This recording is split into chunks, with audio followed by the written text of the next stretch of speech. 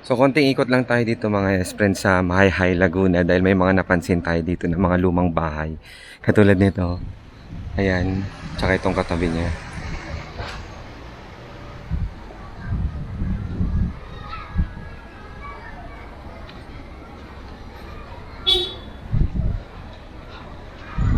Tapos sa banda rito ito. Madilim nga lang.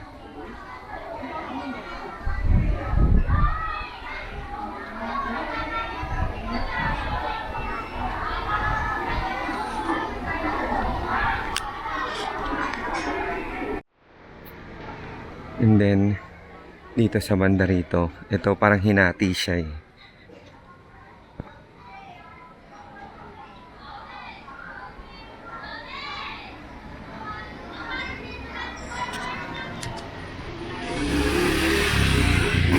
Ayan, para hindi siya against the light. So ito. Ayan, parang hinati siya eh, ano. Yung kabila may pintura, itong kabila wala.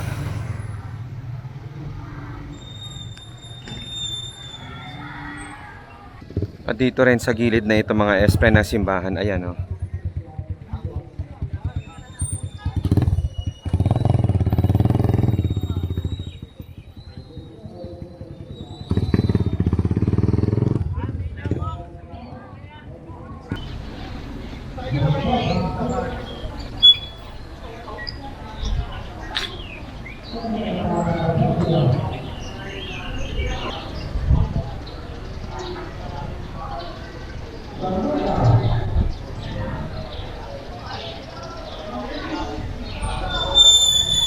Tapos dito lang sa may tabi ng simbahan mga espren, bukod sa mga lumang bahay na naririto at sa simbahan na century old, ito rin makikita din dito mga espren ang monumento ni Don Pedro Origel. Ayan, bayani ng Mahayhay, Laguna.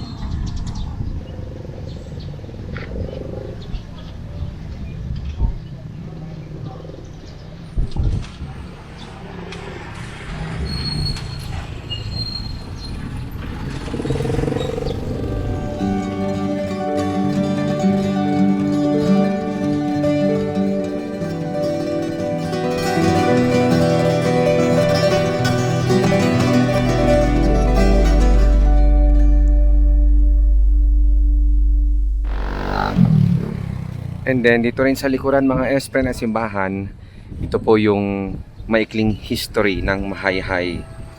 O, di ba?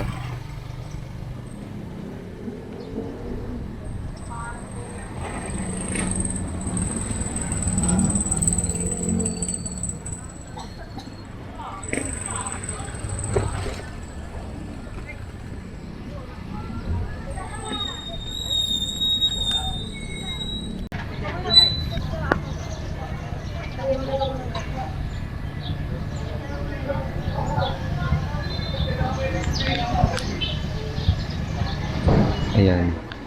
Tapos dito sa ibaba ng monumento ni Jose Rizal, ayan. Dito makikita itong isang napakagandang bahay mga espre, no? Kaya lang parang ang pininturahan lang nila yung harapan. Kasi makikita dito sa bandang gilid, dito yung natural niyang kulay, yung pagiging kahoy niya.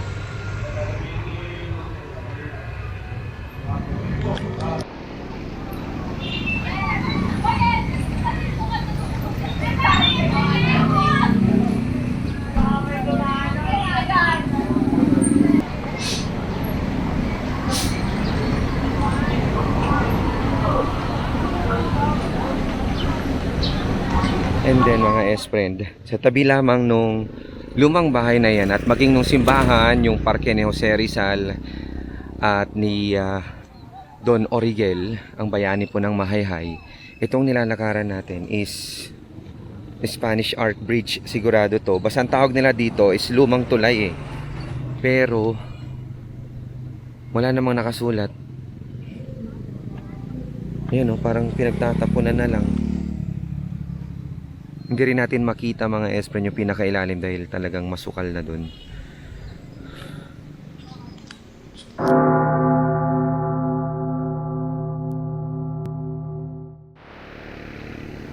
Ayan.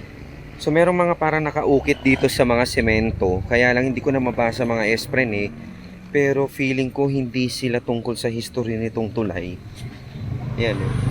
And then parang ito logo ng San Miguel. Di ba? Kung titingnan mo, di ba? Tama ba? Di ba? Totoo naman. So wala nakasulat.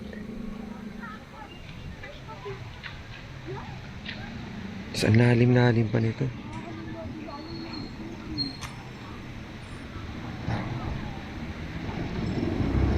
Yan, pero makikita mo talaga sa korte nung katulad niya, no? Parang ganun sa mga puwente sa Tayabas. Halos iisa lang naman talaga, karaniwan lang naman din talaga yung parang disenyo niya. Katulad nito, ha?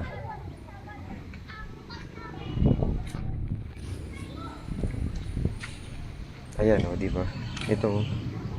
Yan. So parang ito kasi mga S-friend yung pinaka ano niya, hangganan niya dito sa gilid. So needless to say, may mga ipinatong na talagang semento dito kaya umabot na dito.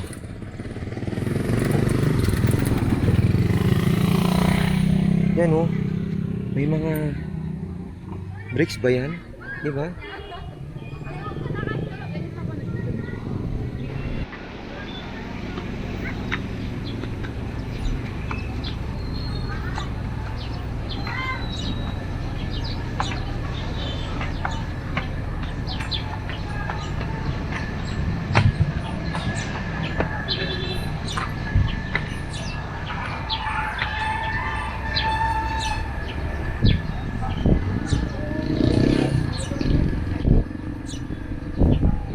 At ayan na nga ang sinasabi ko sa inyo.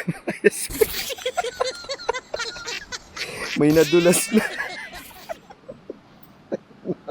Shit, nagkakasugat na ata. Nagkasugat pa. Ayan o. May nadulas. Yan ang sinasabi ko. Pero si mama, grabe. Ayaw paawat. Anyway, ito na mga S-friend yung hinihintay natin na makita, o di ba? Kahit sabi mo na sige, nagkadulas-dulas tayo, worth the wait. Grabe. Nakita mo to, Puente del Capricho? Ha? Ang nangyari sa akin, para lang makita ka.